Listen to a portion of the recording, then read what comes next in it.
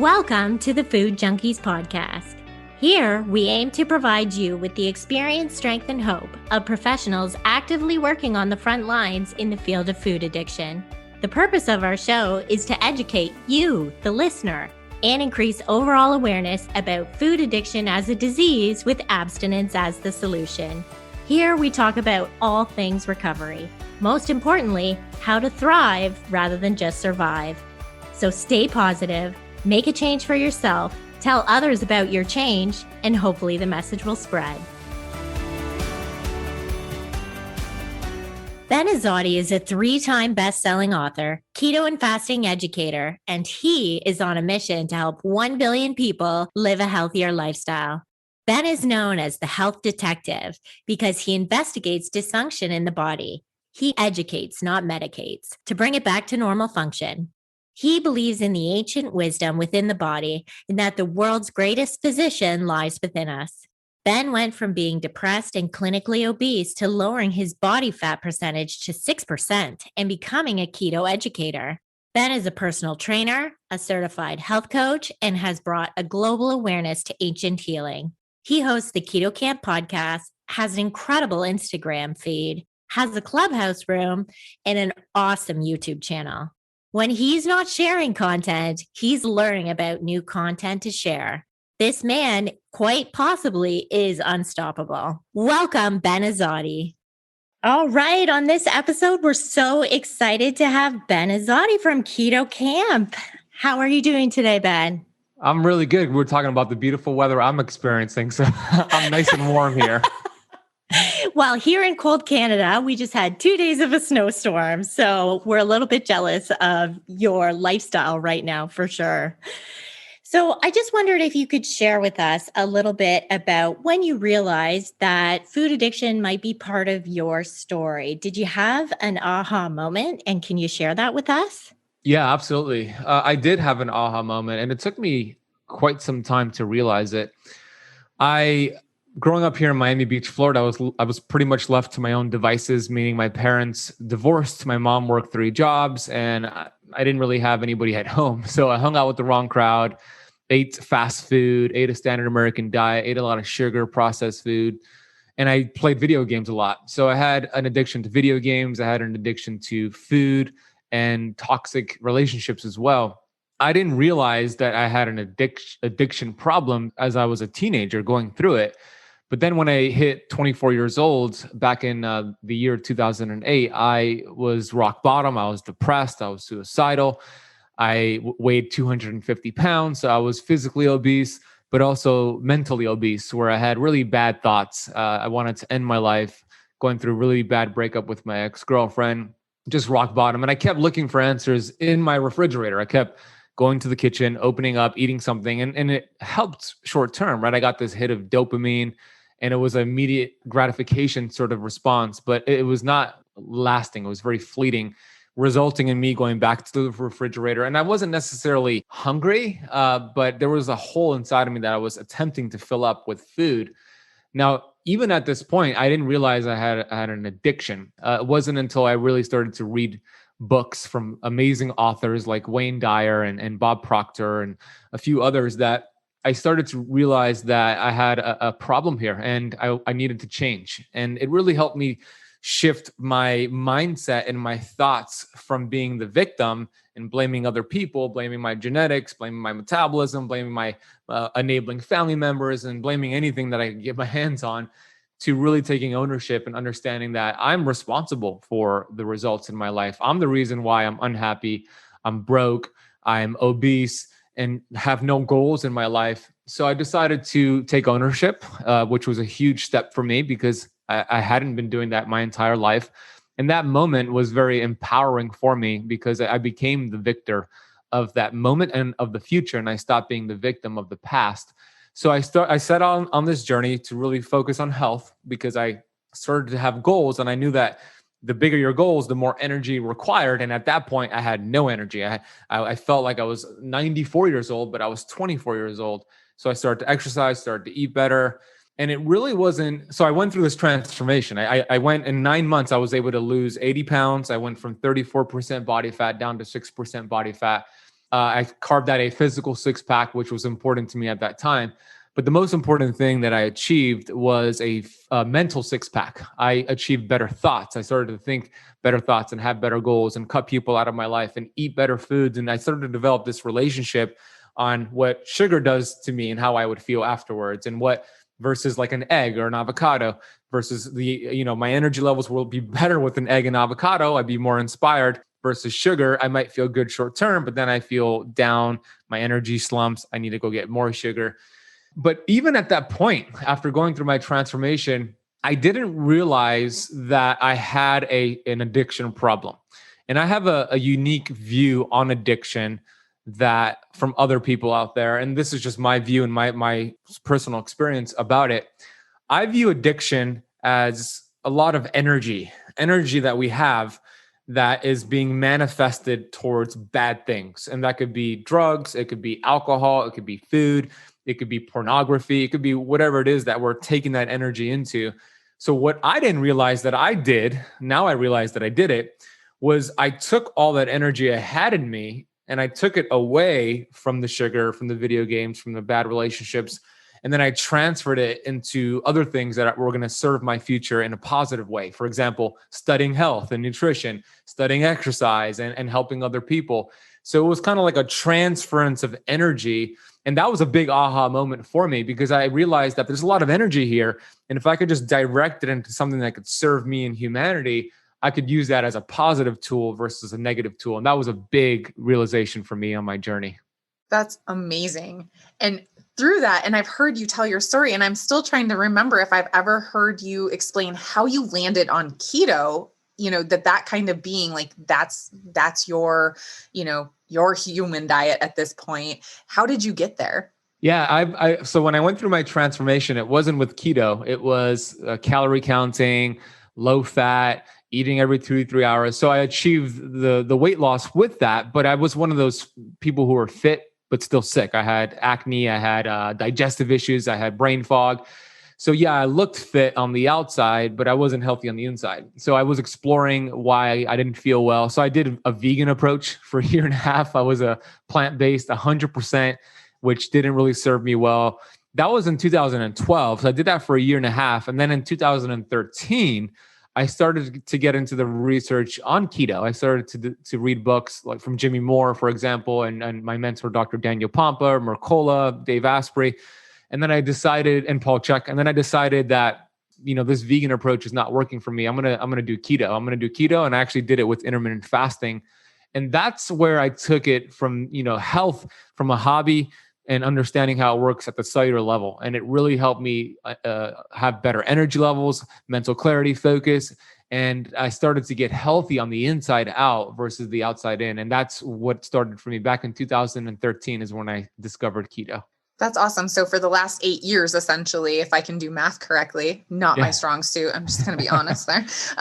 You've been walking the walk and talking the talk. And so what we're wondering is, because many of our clients often find keto to be a way through that sugar, flour, grains kind of noise that's happening for them, right? Their addiction outlet. So where do you think individuals get keto wrong? Like, and what do you think about fat bombs and that kind of thing? Like, give us all the down and dirty on that, because we struggle with our clients who show up and they're like, but I'm doing keto, but I'm having these fat bombs. Oh, I'm baking with almond flour, that kind of thing. So where do they go wrong? And what do you think about those kinds of things? Yeah, great question. Well, keto, a lot of people, the good thing about keto is that it's very popular, right? A lot of people, they'll hear about transformations. They'll go on the internet, Dr. Google, and they'll see a lot of information on keto. Now, the bad thing is that there's a lot of bad information out there. So the way that I teach keto and that we teach it here at Keto Camp is to teach it and apply it the way that our ancestors did it, but also to apply it in a way to improve cellular health. So the truth about keto is this: keto is not a diet. Keto is a metabolic process, and it has been around since humans have existed. Every single one of our ancestors, they did keto, every one of them, because their environment forced them into ketosis. And then when they had the opportunity, they got out of ketosis. So what I teach is this process called keto flexing, which I'm about to release a brand new book called that. And the goal is, at first, we want to reset the hormones. We want to teach the metabolism and the 70 trillion cells in the body to choose fat instead of sugar. When I was obese, when I had a sugar addiction, when I was going to the refrigerator looking for answers, I was stuck as a sugar burner. That's not fun. You have to rely on carbohydrates, and you have to rely on it often, every 2 to 3 hours, which is a very fast way to shorten your lifespan. So the way that I explain it is, when we look at the body from a cellular level, the human body has about 70 trillion cells inside of it. And the 70 trillion cells only have two options for a fuel source. Either the cell is burning glucose, sugar, or it's burning fat, ketones. The problem when you're stuck as a sugar burner is, I already mentioned, it's not fun. You got to eat every 2 to 3 hours, but also it creates a lot of cellular smoke, cellular byproducts. So the analogy that I give is, when you're burning sugar as your primary fuel source, it's kind of like a Mack truck that's speeding through the highway with all the smoke being blasted out of the exhaust pipe. Like, envision the smoke going on the other cars, going on the trees, making the road dirty. That's what it's like when your cells are burning sugar, because it creates a lot of cellular byproducts, not healthy. But when you teach the body to transition into ketosis, that's like a Tesla, right? Cleaner fuel source for the environment, cleaner source for your cellular environment. So what I teach here at Keto Camp is to get disciplined short term. You gradually decrease the carbs, increase your protein and fat. Protein is very important, by the way, because it helps satisfy you. It activates these hormones like cholecystokinin, peptide YY, which help you feel full. So you increase protein and fat, decrease carbohydrates, and now you've taught your cells to switch over to fat as a fuel source. And how that could help you with the sugar addiction is tremendous, because once you burn through your sugar reserves, which is called your glycogen stores, you only have about 2,000 calories to burn through. And if you're stuck as a sugar burner and you start burning through the sugar reserves, your brain starts to panic because glucose drops low, and the brain sends the body intense signals for cravings, for carbohydrates, for sugar, to fulfill that desire. Not fun. But when you do keto the right way, now you burn through your sugar reserves, and the brain could use the ketones as an alternate fuel source, which is actually the preferred fuel source for the brain. So you have mental clarity, you have focus, some of your brain fog is gone, you start to remember names better. And it's so empowering, because now you have achieved this metabolic freedom and flexibility. And a lot of people, they don't do it the right way, because they'll go into keto. They might even do it too fast, too soon. They do cold turkey, and their body gets the keto flu, which is like a carb flu, or they'll get symptoms. So I do like a slower approach. But then once you're in ketosis, you want to make sure you're eating the clean keto foods. And your question was about the fat bombs. Like, are the fat bombs good? If they're clean, they could be good. However, for some people, it leads to sugar cravings, and then they overdo it with the fat bombs. And now they're addicted to the fat bombs, and we don't want to be addicted to the fat bombs. So it's very unique to the person. If you're somebody who could have a couple of fat bombs a couple times per week, and it's not leading to another addiction, totally fine. But if you find yourself every day, fat bomb, fat bomb, fat bomb, and you just transfer now one addiction for another, that could be a problem. So we got to make sure it's very custom to the person. We have to understand that. And I see both of you agreeing. Yeah, absolutely. It's so helpful, right? Because there is so much misinformation out there. And so individuals will show up and seek our services with keto in mind. And it's like, I've been intermittent fasting and I just started right away. And then they're having, it's like restriction and then a binge. So they don't understand that it's about metabolic health, and we need to have our hunger hormones regulated before we can start this, because we don't really know what hungry is when we're first starting this process. So I've heard you speak before about helping people in this transition to kick the sugar habit, about including like replacement items like Zevia. What are your thoughts on like sweeteners in general? And what about stevia specifically? Because we have heard it's an endocrine disruptor. Yeah. So when it comes to sweeteners, there's a lot of different ones out there. I'll speak about the bad ones first. The ones that are on the, I would say, inflammatory side. So that would be like aspartame and sucralose. That could disrupt the gut dysbiosis. That could actually lead to more cravings. Not a big fan of those two. So what I like, instead, I do like stevia. I think pure stevia extract could be okay for some people. I also like monk fruit and erythritol for some people. But of course, you still want that in moderation. And you also want to see if it is giving you a glucose response, because if it is, then it's not agreeing with you. And you probably want to stay away from that as you do some more work on your hormones and your metabolism. So it could disrupt the endocrine, but it's not that simple where it will do that for everybody. You would have to test your glucose to see if there's a response for that. But those are the safer options out there. Ideally, of course, you want to be able to go on with keto without having that. But there is a hierarchy here of things we could have, right? We want to make sure we're avoiding the processed sugars, and then we're avoiding the bad sweeteners. And then if you do well with the good sweeteners and you tested that with your glucose response, then that in moderation could be okay. Yeah, absolutely. And so you're speaking our language. It's basically harm reduction, right? That Yeah. ultimately the end goal of harm reduction is that there's doing no harm whatsoever. And once you've achieved that, then awesome. But just kind of taking that slow approach, why remove it all and be miserable and have somebody give up and quit, versus let's step you down and find these replacements and make life worth living for a lot of our clients, right? Life without some of these things is just not worth living, even though it is causing so many problems. So I so appreciate that approach. Thank you for explaining that. We've also heard you mention using L-Glutamine to help with sugar withdrawal cravings. We often recommend this supplement as well. Are there other supplements we should consider for withdrawals or cravings? Yeah. I love the term harm reduction. It's good.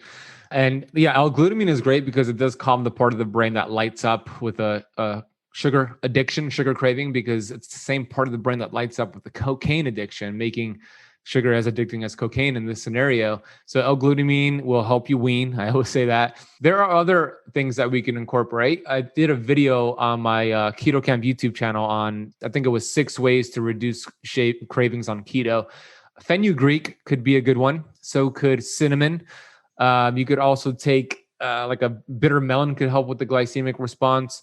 And then there are a few others that I can't think of right now, but those are a good start right there. The biggest one, the best one on that list is the L-glutamine. So I would start there and see, and you could have the L-glutamine when you start experiencing cravings or just throughout the day as like maintenance.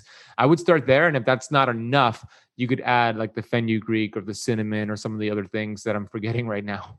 Yeah, no, we really appreciate any input you have on the biochemical repair because it makes the process of transitioning so much better for clients. And while you were speaking, I was just thinking, we hear about red light therapy, we hear about cold water therapy. Are those practices that you advocate? And are there other practices that might benefit biochemical repair? Yeah, those are great. Absolutely. If you could get a good red light lamp, I have one that sits on my desk every morning here. I use it for about 15 minutes. That's a great way to stimulate the mitochondria. That's a good way to get some red light into you, which has been shown to have numerous benefits. It could help with skin. It could help with energy. So, and then cold exposure is terrific as well, because anytime you force adaptation in the body in a hormetic stressor, like in a good way, your body's going to have to adapt, and it adapts by making your cells stronger. So good cells get stronger, bad cells don't adapt. So the body gets rid of damaged mitochondria, damaged cells, and then it makes the ones that are good even better and stronger. So cold exposure is a way to do that. And cold exposure has many benefits. I mean, one of them is that it actually could help with your glucose. It could help with your glycemic response.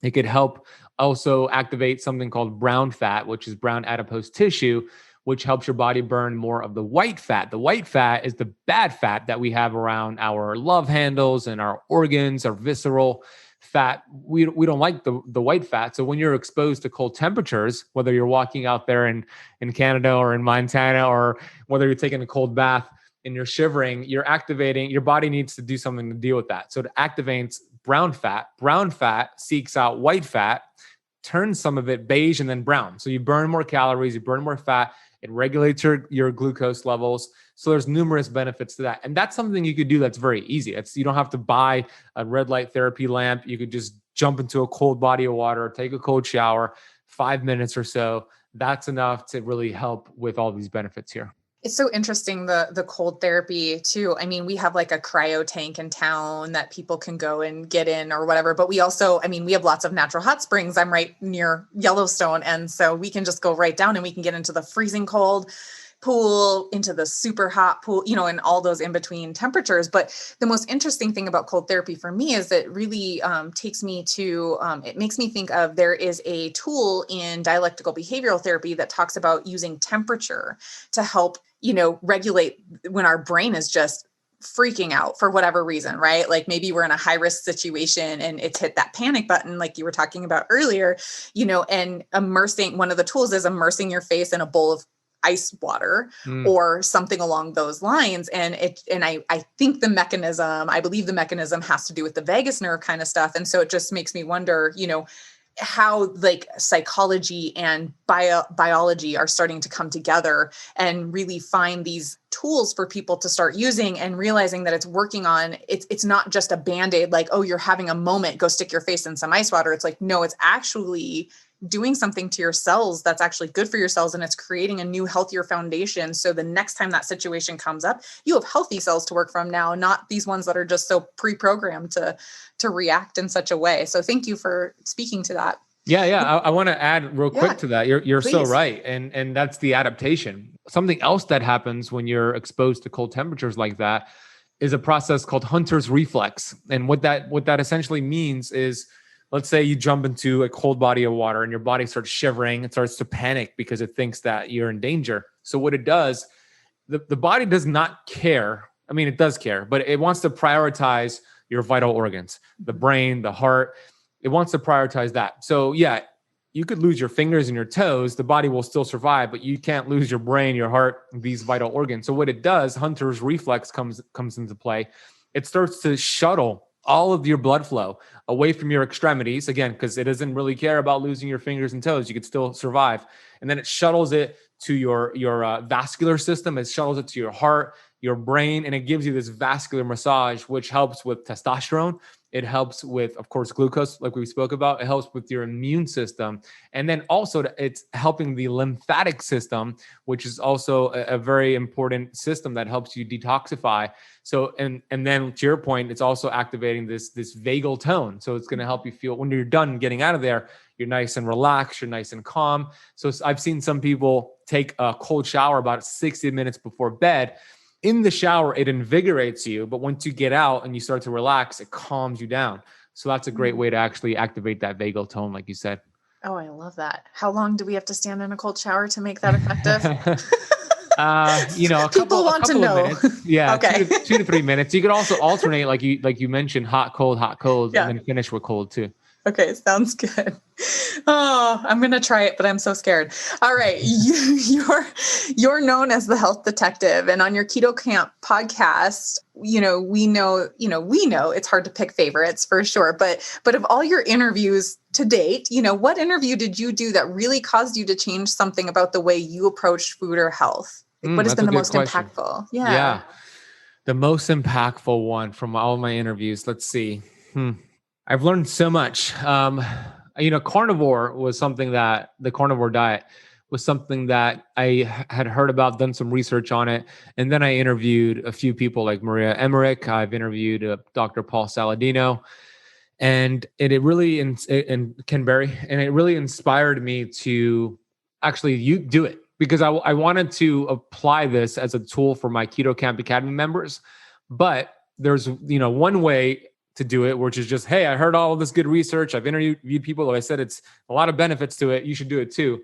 I don't like that approach. I want to actually do it first and live it to lead it. So it inspired me last summer to do 40 days of strict carnivore to see what it did for me, do lab work. And it was astonishing. It transformed my health. It helped with my autoimmune symptoms. It helped all my inflammatory markers decreased from day 1 versus day 40. I felt better. My skin looked better. My hunger, I was not even hungry. I found myself doing more like 1 meal a day, 2 meal a day. So it was a great thing. And I wouldn't have probably done it if it wasn't for me interviewing these amazing people. So can I ask you why you didn't stay carnivore if it had these benefits? Yeah, of course. Well, the same thing. The way I view carnivore and keto and veganism and any of these nutritional approaches, I know that we shouldn't stick with the same thing long term. And what happens is when you look at our ancestors, they never did that either. So yeah, there were periods of time where our ancestors did keto, but then they came across some carbohydrates and they got out of ketosis and then went back in. There were periods of time where they were carnivore or vegan, but then they didn't stick with it long term. I believe we're not designed to be with the same nutritional plan long term, and somebody might be able to do 6 months to a year, even longer, and thrive. But it's really just a matter of time before the genetics catches up to them. So what I like is a variation. And I learned this from my mentor, Dr. Pompa. He calls it diet variation. Anytime you change your diet, right, you change from being keto to having a day where you get out of ketosis, which is what I call a keto flex day, or you do 40 days of carnivore and then you get out of it. That's forcing the adaptation. It's stressing the microbiome. It's creating diversity in the gut. But then when you eat the same foods for too long, your diversity in your gut is minimized, and that's not what we want. So carnivore, the reason I got off of it is because same thing. I used it as a tool, and now I go back to it. I'll do 7 days. I'll do 30 days. I might do 60 days. For somebody who has severe autoimmune disease, they would want to be on carnivore much longer.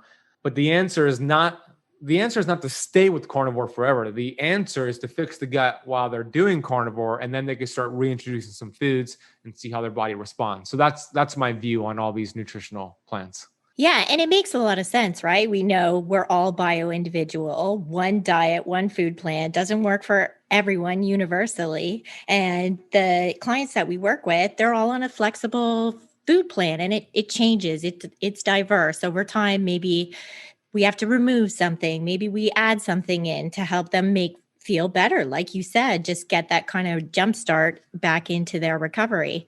I've heard you talk about, in terms of keto, what's the difference between being in ketosis and being fat adapted? Because I find that a little confusing sometimes. Yeah, good question. So being in ketosis means you're registering, let's say 0.5 or above beta hydroxybutyrate in the bloodstream. So that means technically you're in ketosis. So that could happen typically within 14 days of following a ketogenic approach.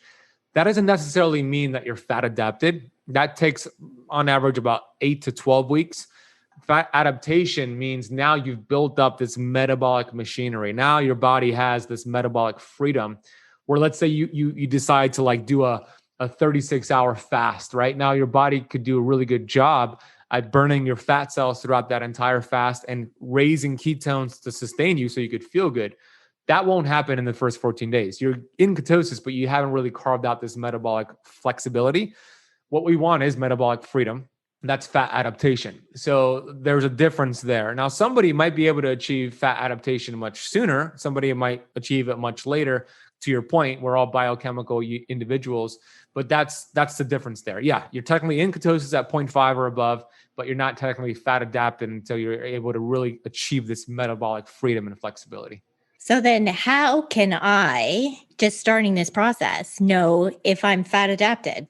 One of the best things to do is to just go do a 24-hour fast and look at your glucose and ketones, right? If you do a 24-hour fast or even longer, and then you're looking at your glucose, what you want to see, glucose gradually dropping during the fast, ketones rising, and then also see how you feel. If you feel great, you feel better, you're seeing the right trends right there, that's a good sign that you're fat adapted. Now, you could always do some blood work. You could always do like a fasting insulin, A1C, and look at those numbers and see if you're hitting those optimal numbers as well. But an easy test is just to go today. Maybe you practice fasting and see how you feel. And if that makes somebody feel uncomfortable, I get it. You could always start with a meal, right? You could just say, I'm going to skip a meal and see how I feel. And you could base it off of that as well. So would there be an advantage? I mean, having a history of, sugar addiction yourself, would there be an advantage of being in ketosis when it comes to beating it? You know what I mean? I know that that's not your path, but having had that and now working with clients, I'm sure you see it. Is there an advantage or not? Or is it just something completely separate?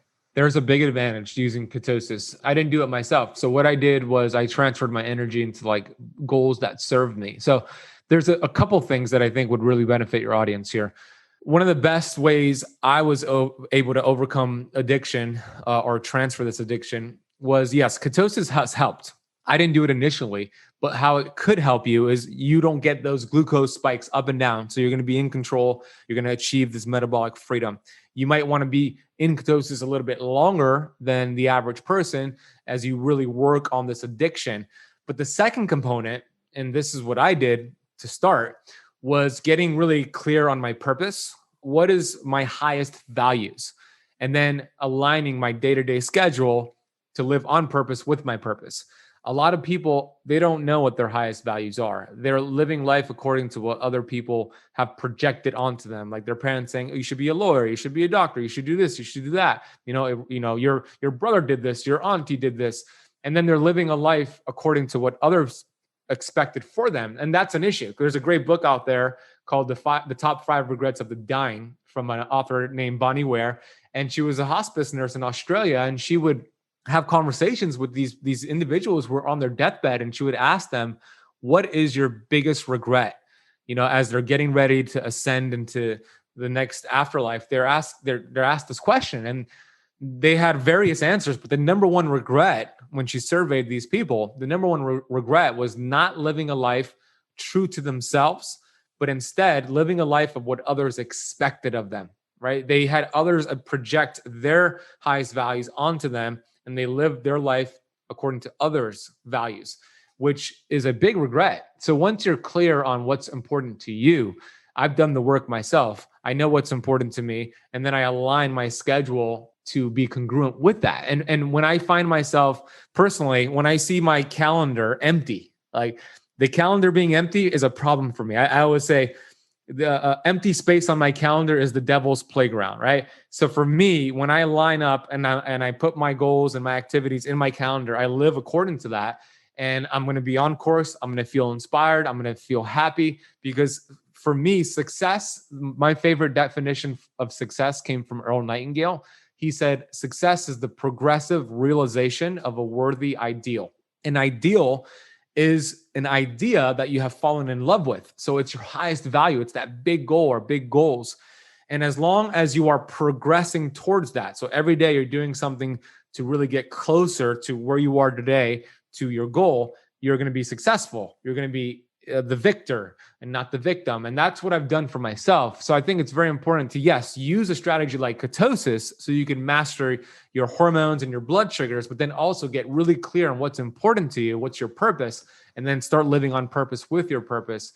And that's how I was able to overcome it. Yeah. And it certainly explains why you would agree to do an interview with us on a Saturday morning instead of being on the beach or something, right? Exactly.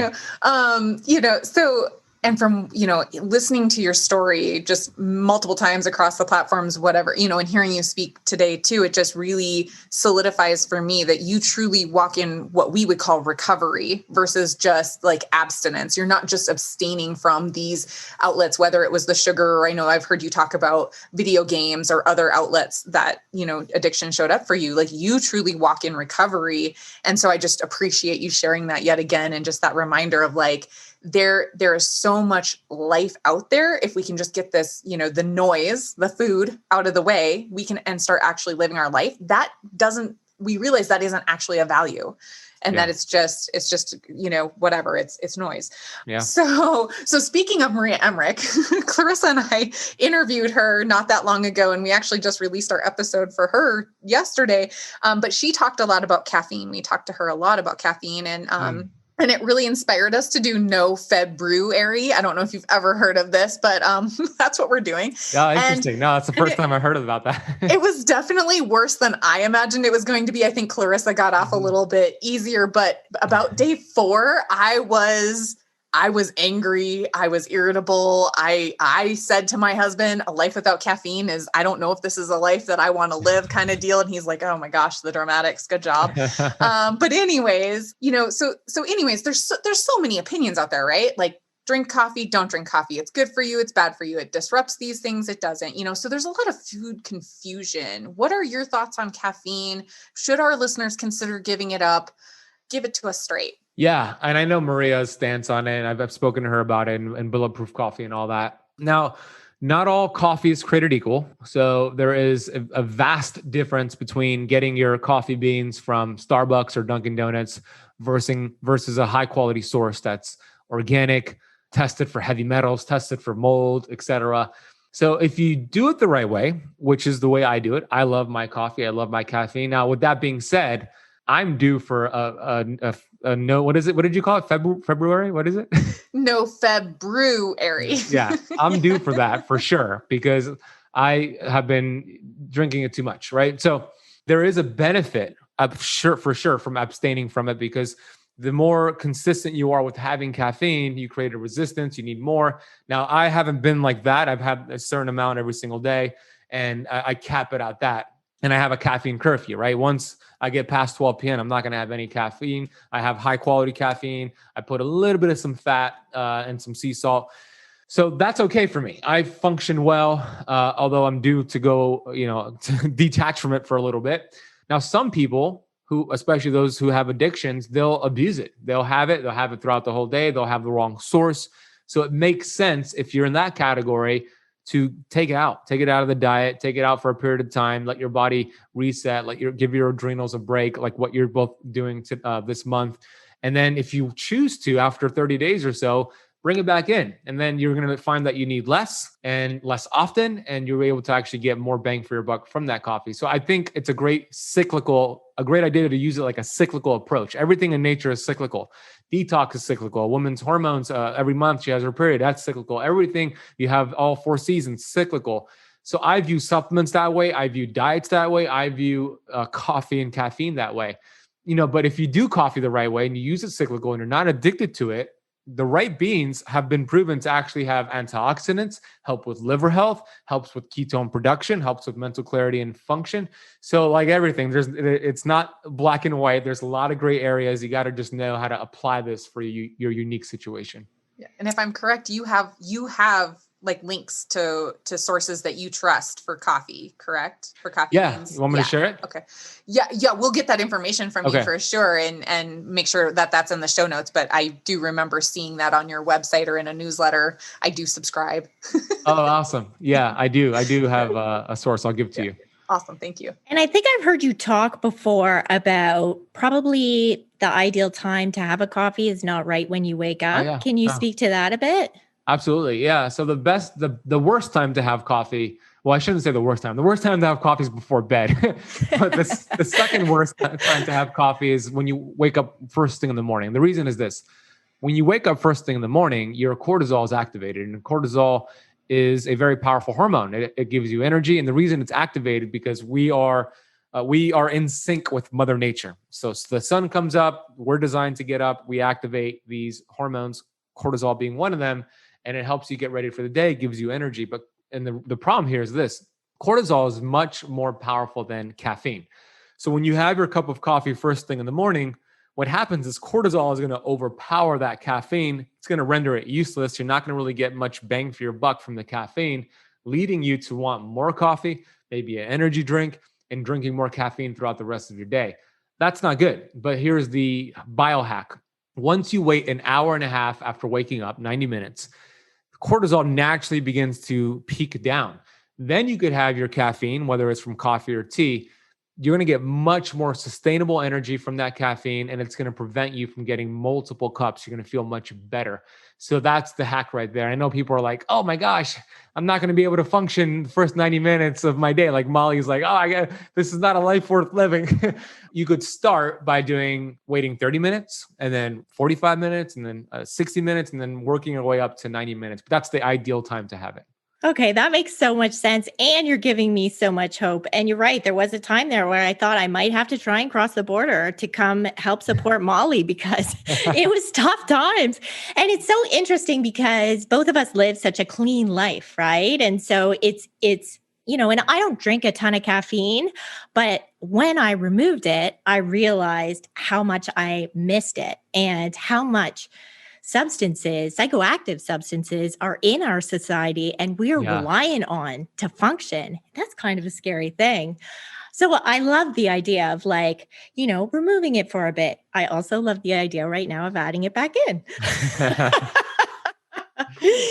What I love about you, Ben, is I watch you show up on all the summits, and it's not about just weight. It's about living your best life. And that would be what we would say is a recovery lifestyle. And when we work with individuals, we work very holistically. So that's working on the mental, physical, emotional, and spiritual. Do you have a spiritual practice? And when you work with clients, do you suggest certain things that have worked for you or, have worked for others? Yeah. Thank you for the kind words.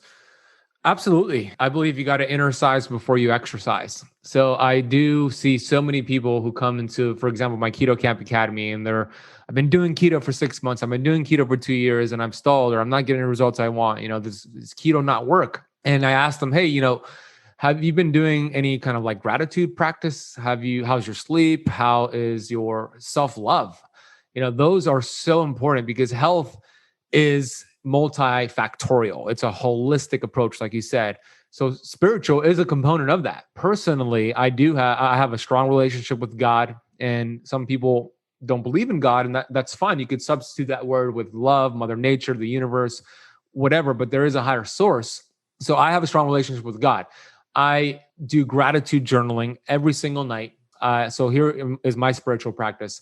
When I am lying down in bed with my girlfriend, we write down, we have a notepad just like this, and we write down 10 things that we're grateful for that happened during the day, right? For example, when I'm writing tonight, I'm going to say, I'm grateful that I was able to speak with Clarissa and Molly, and we were able to chat about this very important topic. I'm going to write whatever happened throughout the day. I'm going to express my gratitude. And I do the same thing in the morning. I wake up and then I'll write 10 general things I'm grateful for life. I'll say the words, today's going to be a great day as my feet hit the ground. And I'll start the day that way. And I also write down my goals as well. And then I practice self-love. I literally look in the mirror, myself in the eyes, and I tell myself, thank you, I love you. In my head all day long, I say the words, I love myself, I love myself. Because I'm somebody who used to hate myself. I'm somebody who used to be depressed. I used to hate everybody, not just myself. I used to have very negative thoughts about people, hateful thoughts about people. And I realized that we become what we think about. So we don't get what we want in life. So you want keto, you want fat loss, you want energy levels. We don't get what we want in life. We get what we are. And what we are is those thoughts. And the average person is thinking 60,000 thoughts every single day.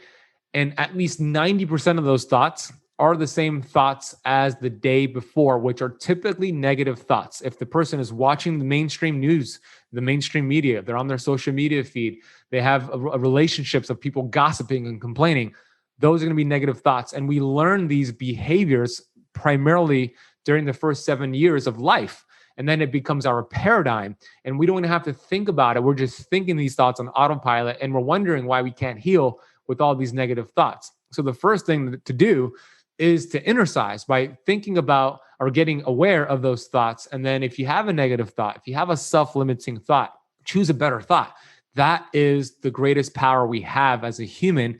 It's the ability to choose a better thought. And the great thing about choosing better thoughts is that the subconscious mind cannot distinguish between what's real and what's not real. It'll accept it as truth. So in the past, when you've been thinking negative thoughts, why am I so overweight? Why do I have this sugar addiction? Why, you're complaining, et cetera, et cetera, et cetera. You're going to get more to complain about. That's a universal law. But then once you start shifting and thinking about better thoughts and thoughts that serve you and serve other people, you'll get more things that you want in life that will work for you, because we become what we think about, and what we appreciates. So that is a spiritual practice that you could apply on a daily basis. And it's really tricky because it's when you're walking your dog or brushing your teeth and washing your dishes. It's those thoughts that you think throughout the day. And one thing I want your audience to really understand is that those self-limiting thoughts have nothing to do with who you are or your potential. It has everything to do with just learned behaviors. It has really nothing to do with you. And if you could think about your conditioning, right? When we think about our conditioning, the story I'm going to share real quick is a story of a baby elephant out in Africa. And this baby elephant, what they do immediately when this baby is born into this world, they put this elephant to work all day long. They give it work to do. And then every night, after a long day's work, they would tie shackles around the chains of the baby elephant, stake the shackles into the ground, and the baby elephant would stay there overnight. Now, the baby elephant wants to escape and break free. It tries to break free every single night, but it's too weak. It's still a baby. And it would try for weeks and weeks and weeks, but eventually it stops trying. It gives up. Now, what happens is years later, this baby elephant is now a full-grown beast, capable of pulling a loaded car, capable of pulling almost 10 times its own body weight. They still put this elephant now to work all day long. And they, after a long day's work, they tie the same chains and the same shackles around the ankles, stake it into the ground, and leave that elephant there overnight. The elephant could just break free for freedom and be happy and successful, but it doesn't even try to escape. Why? Because it has been conditioned to believe that once the chains are on your ankles, you're stuck, you're trapped. So the elephant will not even leave unless there's a fire that's lit behind it. It would actually die there before it tries to escape. And the question is this: what are the chains that are on your ankles right now? What are these shackles, these metaphorical shackles that you've been conditioned to believe that you're trapped, but you're really not? And it's those thoughts. So once you start thinking better thoughts, you could release the chains. And that is a very powerful thing that I believe could apply to any nutritional approach that you follow. Yeah, that's amazing. And just thank you for sharing it in the way that you share it. Because again, Clarissa and I can show up with our clients all day long, but I think they get tired of our voices. So it's so nice to hear it from somebody else and saying it just a little different way too, and knowing that your role in this world is something that's different than our role, but that you're still saying this, you still have the same message. And I think it's just a human message that applies across the board, that it will always come back to those self-limiting beliefs. And in fact, listening to you tell that story, just reminds me of like Don Miguel Ruiz's The Four Agreements, and really just making sure that we're impeccable with our thoughts, which means, not only the things we're thinking, but the things we're saying. And just beautiful. Thank you so much for that. So we're going to shift gears just a little bit. And I'm a little bit partial to this question, being a mother of young children myself. So I know you have a ton of followers, which means that there's got to be more than just me being the only mom or parent showing up in your messages, or even in your Keto Camp groups. So how do you help them through setting themselves up for success, preparing food for their children, maybe preparing food for their spouse? Maybe these people are eating different than they are. So how do you help them kind of walk that, and maybe even bring their family members on board with this new, way of eating, getting the processed stuff out? Yeah. Talk to us about that without creating more diet mentality, right? Without putting eating disorder or diet culture on those folks. Yeah. Very important question. Yeah. The first thing I would recommend is to make some swaps. And the first swap would be to remove these bad toxic fats that are found in a lot of kids' products, that, food products, also adult products. They're found everywhere. They're unstable fats. They're actually worse than sugar. So it's the vegetable oils, the canola, the soybean, the cottonseed, safflower, grapeseed, rice bran oils. So the first thing to do is I would recommend doing an audit on the pantry and seeing if there's any of these bad fats. And if there is, getting rid of them, but also replacing them with something. So you would replace them with more stable fats, the avocado oil, the olive oil, the coconut oil. So making that switch right there would be important. And then secondly, I've seen it be a challenge to get the entire family on board. But when, let's say, one person starts to do this change and then they start to feel better, look better, they start to transform their health, it starts to inspire the rest of the family. They start to ask questions. It's very difficult to have a conversation with a family member or a sibling who has known you since you've been very, very young, because it's what's called the powdered butt syndrome. Dr. Ken Berry has spoken about this before. Somebody has powdered your butt. It doesn't matter if you're a rocket scientist. You could be telling them XYZ and they're just not going to listen to you. So when you could have a third party, like you said, I come in here and I share some of the things that you're sharing, but it's a third party. There's something that's very strong with third party. So sharing a video or saying, I watched this very interesting video, and you share it with them, you share it with your husband, your wife, that could help as well. But really, you getting the results, inspiring the other people, and then making those simple swaps, getting the vegetable oils out, and then also with the sweeteners, right? You could, less sugar, more monk fruit, more stevia. These little simple swaps that they won't really notice a difference goes a long way. Yeah, that's so helpful. And I think it's hard. A lot of parents just feel when they first jump into this food plan that, what am I going to make? How am I going to feed everyone? Because we're not used to cooking anymore as a society, right? And this requires a level of food prep that we're not used to. And it's so interesting when I start beginning with clients, you have to teach them how to eat, how to sleep, how to breathe, all these things that used to come naturally to us. And, it's all part of the biochemical repair. So we obviously work with our clients to help them find a healthy sleep routine. I've heard you speak about how important sleep is to craving control. Can you speak about that? Yeah, absolutely. I love the work that you two are doing. So I acknowledge you both. Yeah, sleep. So there was several studies that show if you're getting suboptimal sleep, there was one study that showed less than 5 hours per night. It's a problem. It destroys your willpower reserves because what happens at a physiological level is the next morning, after one poor night of sleep, the next morning you have higher levels of cortisol, which is that stress hormone. It stores fat. And then higher levels of cortisol, higher levels of glucose because glucose follows cortisol. And then, of course, insulin goes up with it. But also you have higher levels of ghrelin, which is a hunger hormone that tells you to pick up the fork, go find food, etc. And lower levels of leptin, which is a satiety hormone telling you to put the fork down and feel satisfied. So you're hungrier, you're storing fat. And then when you do eat, because you're probably going to cave in, when you do eat, you're less satisfied, so you want to eat more just from one poor night of sleep. And by the way, one poor night of sleep could keep you out of ketosis because when cortisol goes up, glucose follows, and then ketones will drop. So it could knock you out of ketosis. So you're going to have higher levels of stress. You're going to be on fight or flight mode, and the day is going to be in control of you instead of you controlling the day.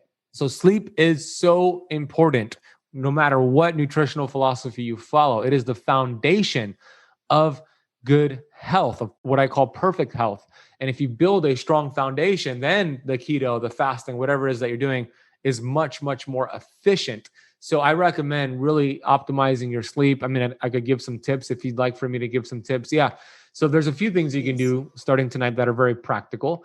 The studies show that if you want to get more of this delta sleep, stage 4 sleep, which is called deep sleep, the temperature in your bedroom should be around 65 degrees Fahrenheit. That's where studies show you could get good deep sleep. The significance about deep sleep is that during deep sleep, most of your fat burning hormones are activated. So you're burning fat, but also the brain shrinks in size.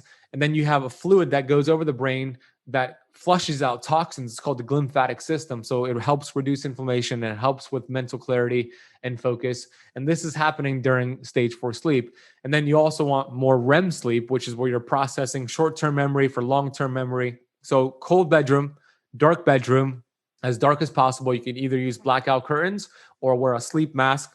Taking a hot shower or a cold shower, like we mentioned before, about an hour before bed could also help. And then if you want to drink like some chamomile tea or take, some sort of sleepy time tea, having a nighttime routine is going to be important.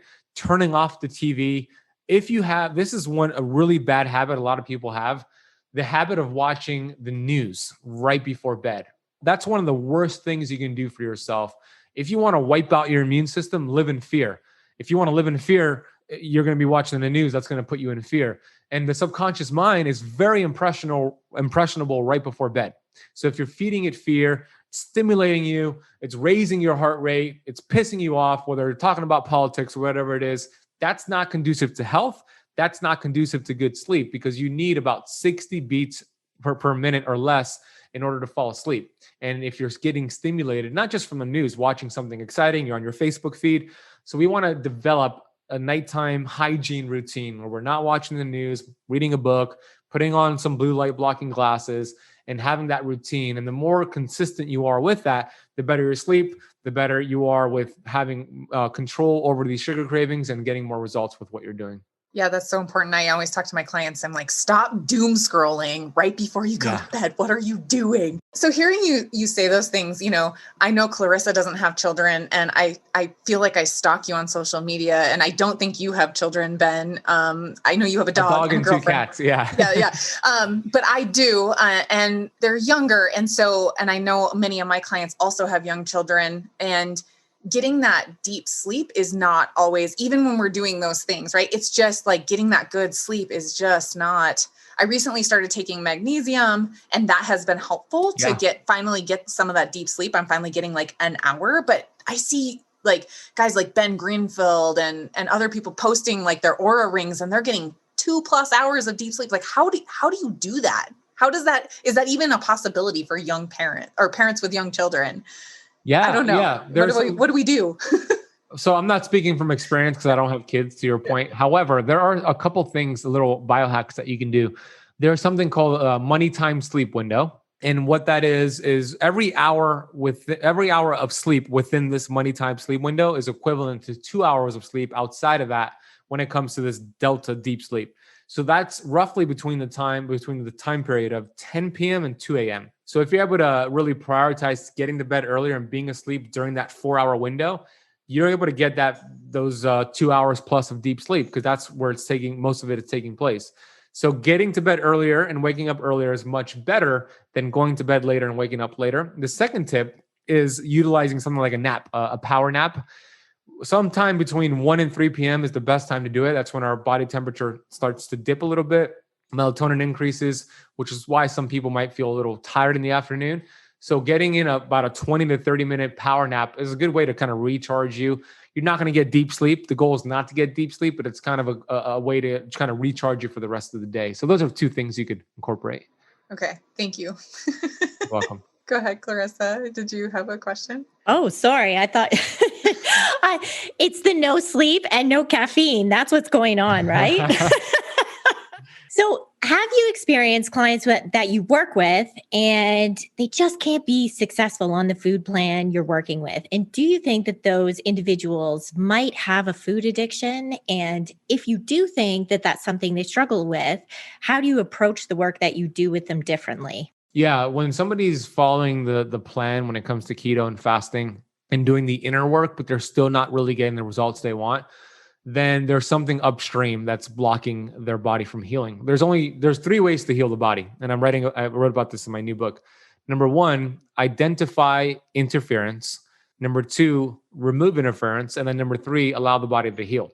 So let's start with identifying interference. If you've been a sugar burner, eating high carbs, that's interference. So now you're doing keto, you remove that, but you're still not getting the results you want.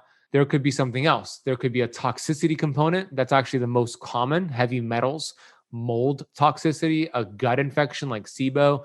It could also be hidden infections in the mouth, like something called cavitations, root canals. There's something that's blocking the body from healing, and we have to identify. That's where the health detective comes into play. We have to identify and investigate what's creating dysfunction so we could remove that interference and then let the body heal. So that's where I typically go. I start with asking those questions. Do you have silver amalgam fillings? Because 55% of those fillings is mercury. That mercury gets stored in the organs, primarily in the hypothalamus pituitary, which regulates your hormones, your thyroid. It also could go into your pineal gland, which could disrupt your sleep. And then your decision-making capabilities. It creates brain fog. It can lead to food addictions because you just have a blockage in the brain, which is mercury. So we would identify these healing opportunities and go a little bit deeper to see what we can do to remove them and allow the body to heal. Because once you do, the human body is absolutely incredible. It is it's the world's greatest physician and healer, and that's the human body. We have access to that 24/7, 365, but there's something blocking this innate intelligence, and the job is to identify the blockage. Yeah, I think that makes a lot of sense. And I think it would be very helpful for users or listeners too, to hear that advice and just to look a little deeper into if something is not sticking for them. Now, I have a more challenging question for you. I see you all over social media. You've got the mental health 6-pack, you've got the keto 6-pack, you're smart, you're good looking, you have more energy than people call me the Energizer Bunny, but you show up and you are positivity power all the time. So from an outsider's perspective, I think I can't live a life like Ben. Like there's no way that I can do that because it's just too much. Is there anything that you struggle with that would help, our listeners identify that, hey, you're not just superhuman, you struggle too. And if there are things you struggle with, how do you cope with them? Yeah, absolutely. I'd be happy to answer that. Very important question. I love that you asked that. I struggle with a few things. First of all, every single human being is a masterpiece, because we're all pieces of the master. So let's understand that we're all unique.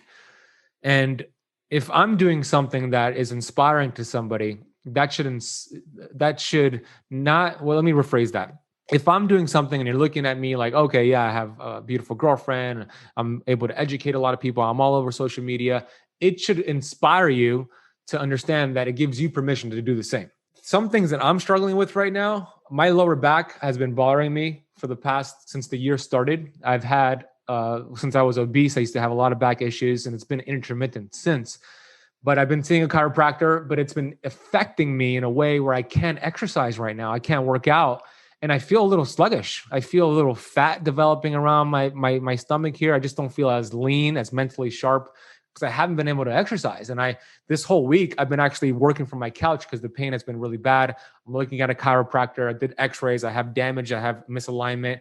And I'm getting that corrected, but I'm struggling with not being able to exercise. I feel a little bit pudgy and sluggish. I also struggle with, comparing myself to other people, comparing myself to other, like Ben Greenfield, Thomas DeLauer, other incredible people in the space, where sometimes I'll see them and I'll be like, man, that's, how are they able to do that? And then I'll start putting myself down and putting them on a pedestal. But I'm really aware of that now. And I automatically correct myself, going back to the thought. So I'll choose a better thought. And then I'll say, well, if they're doing that, that gives me permission. I could do the same. So it's really a matter of not comparing yourself to somebody else. Your chapter 1 is different than their chapter 21.